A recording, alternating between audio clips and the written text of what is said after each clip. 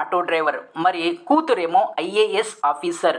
మీరు ఇది cinema incident అనుకుంటున్నారా? కానే కాదు. 2025లో రిలీజ్ అయిన 2024 యూపీఎస్సి అంటే ఐఏఎస్ ఐపీఎస్ ఎగ్జామ్స్ తాలూకు రిజల్ట్స్లో 142nd ర్యాంక్ సాధించి ఐఏఎస్గా మారిన అదీబా ఆనం రియల్ స్టోరీ.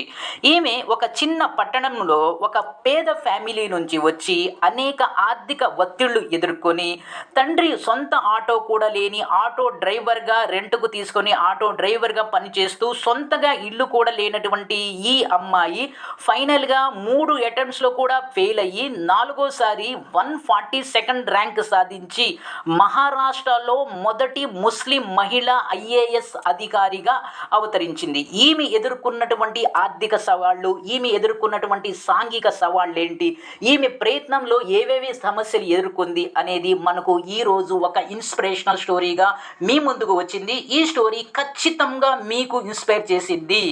మీకు కనుక ఇన్స్పైర్ చేయకపోతే కామెంట్లో చెప్పండి. మీకు 100% ఈ స్టోరీ అనేది ఇన్స్పైర్ చేస్తుంది. సో ఈ అదీబా ఆనం మహారాష్ట్రలోని ఒక చిన్న టౌన్ నుంచి వచ్చింది. వీళ్ళ నాన్న ఒక ఆటో డ్రైవర్. వీళ్ళ నాన్నకి ఒక సొంత ఆటో కూడా లేనటువంటి దీన పరిస్థితి.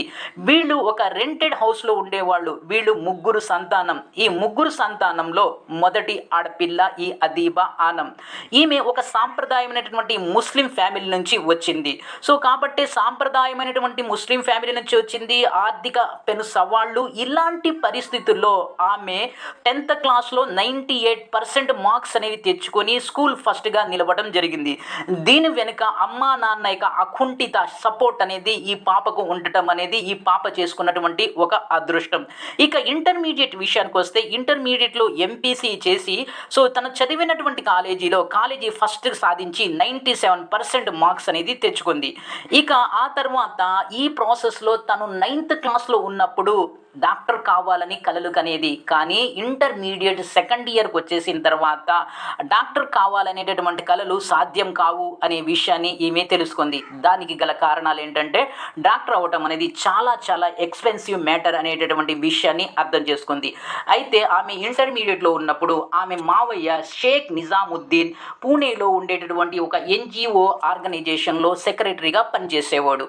సో ఈ పాప అదీబా ఆనం తరచుగా తన మావయ్య దగ్గరికి వెళ్ళడం తన మావయ్య పనిచేసేటటువంటి ఎన్జిఓ ఆర్గనైజేషన్కి రెగ్యులర్గా ఐఏఎస్ ఐపీఎస్ ఆఫీసర్లు రావడంతో ఈ పాప వాళ్ళని చూసి వాళ్ళ టీవీ, వాళ్ళకు ఉండేటటువంటి రైట్స్, వాళ్ళ లైఫ్ స్టైల్ చూసి ఈమె బాగా ఇన్స్పైర్ అయింది.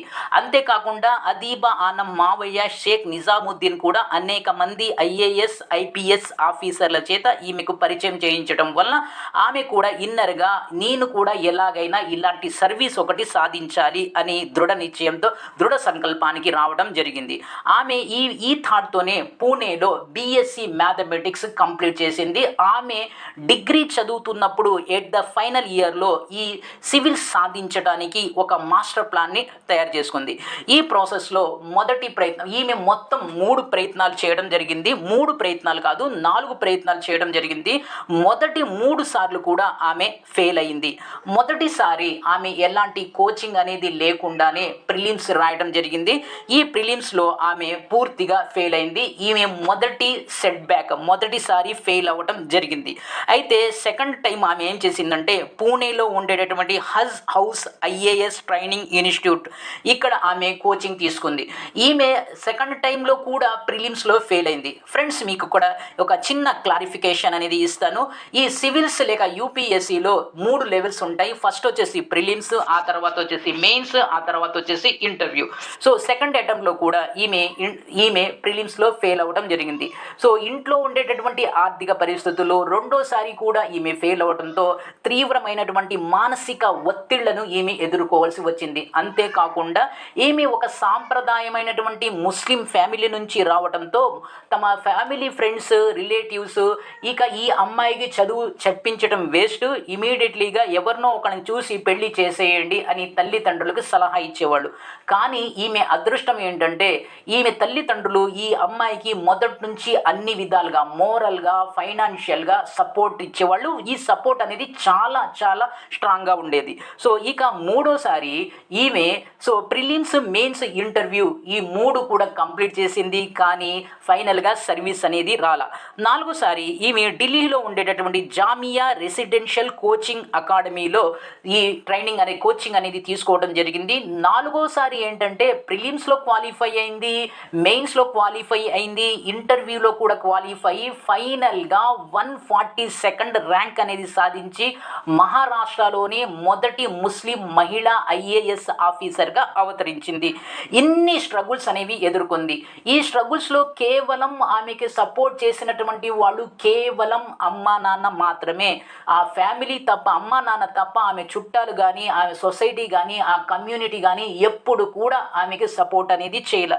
ఇన్ని ఇబ్బందులు ఎదుర్కొన్న, సామాజిక ఒత్తిళ్లు కానీ, ఆర్థిక ఒత్తిళ్లు కానీ ఇన్ని ఎదుర్కొన్నప్పటికీ కూడా ఆమె పడిపోయిన ప్రతిసారి బౌన్స్ బ్యాక్ అయింది, నుంచుని గట్టిగా ఫైట్ చేసింది. ఎప్పటి వరకు ఫైట్ చేసిందంటే సర్వీస్ సాధించే వరకు ఫైట్ చేసింది. ఆమె అంటుంది ఇంటర్వ్యూలో, ఒకవేళ నేను 4th అటెంప్ట్లో కూడా సర్వీస్ అనేది రాకపోతే ఖచ్చితంగా 5th అటెంప్ట్ కూడా చేసేదాన్ని అని అంత కాన్ఫిడెంట్గా, అంత కరేజ్గా చెప్పింది ఈ సోకాల్డ్ అదీబా ఆనం. ఫ్రెండ్స్, ఇంత ఫైనాన్షియల్ క్రైసిస్లో ఉండి, అంటే తండ్రి సొంత ఆటో కూడా లేని అద్దె ఆటో నడుపుతూ, సొంత ఇల్లు కూడా లేని అద్దె ఇంట్లో ఉంటూ, ముగ్గురు సంతానంలో పెద్ద ఆడపిల్ల అయినటువంటి ఈ అన్ని విధాలుగా చాలా చాలా సవాళ్లు ఎదుర్కొన్నటువంటి ఈ ఫ్యామిలీ నుంచి వచ్చినటువంటి అదీబా ఆనమే సర్వీస్ని సాధించినప్పుడు మనం ఎందుకు సాధించలేం? మనం అనుకున్నటువంటి రంగాల్లో మనం ఎందుకు సాధించలేకపోతున్నాం? బేసికల్లీగా మన ప్రయత్న లోపమే. మనం ఏమనుకుంటామంటే ఒకసారి ప్రయత్నించి, ఒకసారి అటెంప్ట్ చేసి ఫెయిల్ అయిపోతే అక్కడికి మనం ఆగిపోతాం. ఫ్రెండ్స్, నిజంగా ఏంటంటే ఫెయిల్యూర్ అనేది the first step for the success అనమాట. సక్సెస్ అయ్యామా లేదా అనేది అసలు మ్యాటర్ కాదు, ఎన్నిసార్లు ప్రయత్నించామా. ప్రతి ప్రయత్నం కూడా ఒక సక్సెసే. నువ్వు సక్సెస్ అయ్యే వరకు ప్రయత్నిస్తూ పోతే ఖచ్చితంగా సక్సెస్ అవుతావు. ఒకవేళ డైరెక్ట్గా నువ్వు సక్సెస్ అవ్వకపోయినా ఇండైరెక్ట్గా ఏదో ఒక విధంగా నువ్వు సక్సెస్ అనేది 100% సాధిస్తావు. ఇది అదీబా ఆనం స్టోరీ మనకు చెప్తుంది. ఈ వీడియో మీకు ఇన్స్పైర్ చేసినట్లయితే కామెంట్ సెక్షన్లో ఒక కామెంట్ చేయండి, ఒక లైక్ చేయండి. అంతేకాకుండా ఇలాంటి inspirational, motivational, career related videos కోసం నా ఈ ఛానల్ని సబ్స్క్రైబ్ చేసుకోండి. And thank you.